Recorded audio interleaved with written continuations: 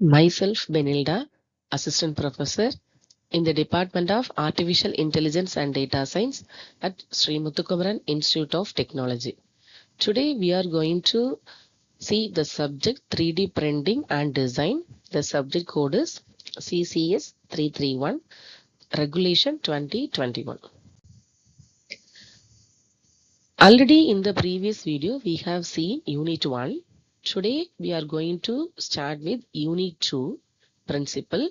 In this video, we are going to see the first two processes. In Unit 1 itself, we have learned that 3D printing is also known as additive manufacturing. 3D printing processes builds objects layer by layer, each utilizing different materials and techniques to deposit materials and form the desired shape. So some of the key processes are extrusion-based 3D printing, wire-based 3D printing, granular-based 3D printing, and lamination techniques. So today in this video, we are going to learn the extrusion-based 3D printing and wire-based 3D printing. So extrusion, what is extrusion-based 3D printing? It is one of the most widely used additive manufacturing method. It builds parts by pushing material through a heated nozzle and depositing it layer by layer. The most common form is fused deposition modeling, is also known as fused filament fabrication. It is widely used because it is a simple, cost-effective, and suitable for prototyping and functional parts using thermoplastic filaments. Next, the components of extrusion-based 3D printer. So the components are extruder, nozzle, build platform, step motors, and cooling fans. This extruder feeds the filament and pushes it to the heated nozzle. And next, the nozzle controls the flow of melted material. Next, the build platform, it supports the object being printed. Next, the step motors, it controls the movement of the print heads and build plate. Finally, the cooling fan help cool down the printed layers for better adhesion. Next, the working principle of extrusion-based 3D printing. So, extrusion-based 3D printing works by depositing material in a controlled and continuous manner to build an object layer by layer. First is material feeding. A spool of filament, usually made of thermoplastic or composite material, is mounted on a printer and fed into the extruder using motor-driven gears, and this ensures a steady and precise supply of the material. Next comes heating. The filament enters the hot end of the extruder where it is heated to a semi-liquid or molten state. The temperature is carefully controlled so the material flow smoothly without burning or degrading. In the extrusion stage, the molten material is pushed through a small nozzle. The nozzle diameter determines the thickness of the deposited lines, which directly affects print quality and strength. Then, during layer by layer printing, the nozzle moves along the X and Y directions, following instructions from the digital 3D model. After completing one layer, the build platform moves slightly in the Z direction, and the next layer is deposited on the top of the previous one. Finally, cooling and solidification occurs. As the material is deposited, it cools rapidly and hardens, bonding with the layer below. Over time, these solidified layers form a strong, complete, and a strong three-dimensional object. Next one is material used.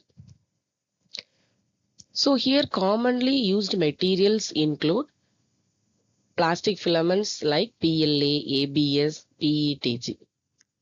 Next, the techniques used in extrusion-based 3D printing.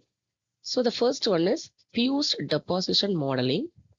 It's widely used extrusion-based technique where a thermoplastic filament is heated and extruded through a nozzle to build parts layer by layer. It is popular for its simplicity, low cost, and suitability for prototypes and functional components. Next one is fused filament fabrication, another term for the same process of FDM. Here it highlights the use of filament as the feed material. It operates on the same working principle and is commonly used in desktop and open source 3D printers. Next one is fused granulate fabrication. It uses plastic pellets or granules instead of filament. It is mainly used in industrial scale printing due to lower material cost and the ability to print large parts faster. Next one is the FDM extruder workings. So now we can see how the FDM extruder works. This diagram shows how material is extruded in FDM 3D printing. First, the step motor rotates the screw. Plastic granules enter through the hopper. Then the screw pushes the material forward through 3 zones. In the feeding zone, the material is supplied into a barrel. In the compression zone, the material is compacted and heated. And in the third melting zone, the material completely melts. The molten material then comes out through the printing nozzle and is deposited layer by layer on a built platform to form the final object. Now we can see extrusion based AM, that means additive manufacturing processes. This figure shows 3 types of extrusion based additive manufacturing process. So the first one is filament based extrusion. Second one is plunger or syringe based extrusion. Third one is screw based extrusion. So first the filament based extrusion. Here the filament is unwound from the spool and pushed by driving wheels into the heated chamber. The filament melts and is extruded through the nozzle to build the part layer by layer. Next, the plunger or syringe based extrusion. In this method, paste or liquid material is stored in the chamber. A motor driven plunger pushes the material through the nozzle. This is commonly used for bioprinting, ceramics, and gels. Next one is screw based extrusion. Here, the material pellets or granules are fed from the hopper. A rotating screw moves, compresses, and melts the material. The molten material is extruded through the nozzle onto the build platform. All these 3 methods build objects layer by layer, but differ in how the materials is fed and pushed. This is the real-time example for extrusion-based 3D printing. Next one is wire-based 3D printing. This wire-based 3D printing uses metal wire instead of powder or filament. The wire is continuously fed into a heat source such as the laser, electron beam or electric arc. The wire melts and it is deposited by layer to build the component. This method is suitable for large metal parts, offer high material efficiency and has low waste. Next, the technologies for wire-based 3D printing.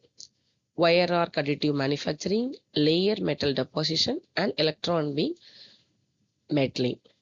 So here this WR additive manufacturing, that is called as WAAM. It uses an electric arc to melt the wire. It is known for very high deposition and rates up to 10 kilogram per hour, but typically requires post machining due to its lower resolution. Next, laser metal deposition. It employs high power lasers to melt the wire. This method offers much higher precision, smoother surface finishes, and a smaller heat affected zone compared to the arc system. Finally, the electron beam melting uses an electron beam in a vacuum environment. This is ideal for reactive metals like titanium and is commonly used in aerospace application for crucial structure parts. Next, it is WAAM working principle. This figure illustrates the wire arc additive manufacturing process. An electric arc is generated between the torch nozzle and the substrate, providing high heat to melt the continuously fed metal wire. The molten metal is deposited on the substrate to form a thin wall built layer by layer. Then the platform moves in XY direction to define the shape, while the torch moves along the Z axis using the slide rule to add new layers. A power source and shielding gas ensures stable arc formation and protect the molten metal from oxidation. Then clamps hold the substrate firmly in place. This process is suitable for large metal components with high deposition rates. Next one is the working principle. In the 3D printer continuously feeds a metal wire through a nozzle while a high energy heat source melts it directly onto the substrate. First of all, the wire feeding is a metal wire continuously fed through a nozzle. Then heating and melting, a heat source metal melts the wire and substrate. Next, deposition. Here the molten metal forms a weld pool. Then cooling and solidification. As the material cools and solidifies, it forms a cohesive metal structure layer by layer. And material deposited layer by layer to build the component. Finally, post-processing. The printed part may require machining, heat treatment or surface finishing. Next, the common material used. Steel or stainless steel. It's for high strength industrial tools and engine parts. Next, titanium alloys. It's frequently used in aerospace and defense for lightweight structure components. Next one is aluminum and nickel alloys. It's popular for automotive parts and high temperature turbine components. Then some of the key advantages. Its cost efficiency. It uses standard welding wire which can be 10x sharper than specialized metal powders. Then scalability. It is capable of producing parts over a cubic meter in size, such as a large marine propellers or aircraft frames. Then material utilization. It achieves nearly 100% metal usage with zero waste, as only the required amount of wire is consumed. Finally, it's easy to handle. Unlike the fine powders, wire is not an inhalation hazard and does not require any complex explosion-proof facilities. So finally, the applications. that is aerospace structures, shipbuilding and offshore components. It's used to make automotive and heavy engineering parts, then also repairing and cladding of metal components. So in the next video, we can see about granular based 3D printing. Thank you.